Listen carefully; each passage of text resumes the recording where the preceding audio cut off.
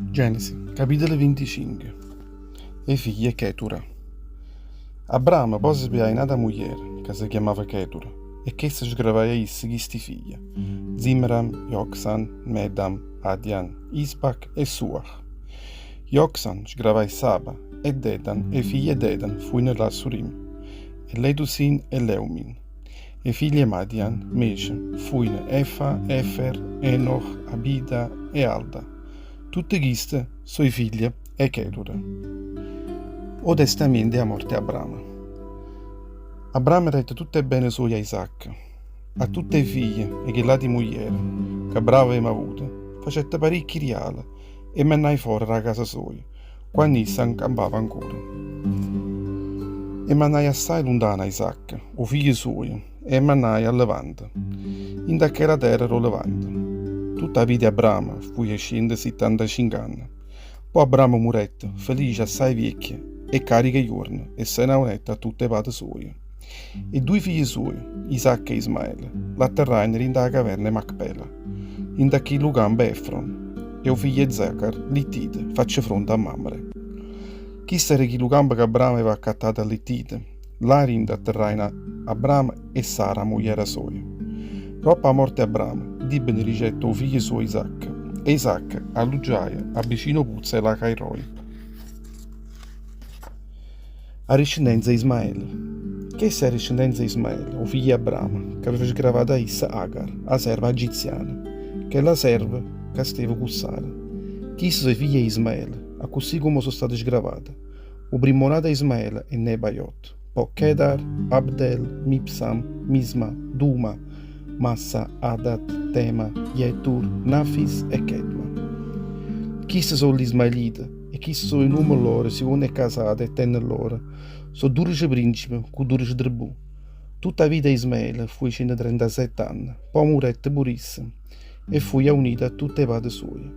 Chi sta alloggiare in da città di Avila, zina città di Sur, che si trova vicino all'Emme dell'Egitto, mezza città di Assur. Chista sarà fermata, faccia fronte ai frati suoi. E figlia Isacco.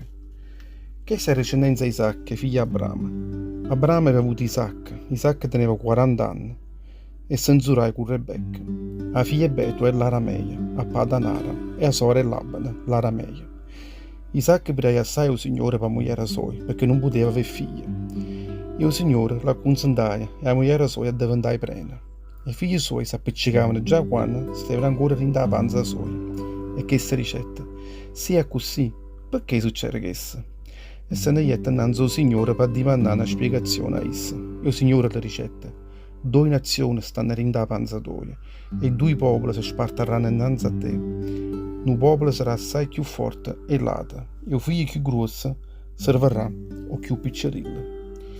Quando poi si combattere per il suo tempo sgravato, nascettero due creature a in da panza sua. Quando nascette fuori il primo, che era rossiccio e con una mandiella e pile, burla, esse subito lo chiamai Esau.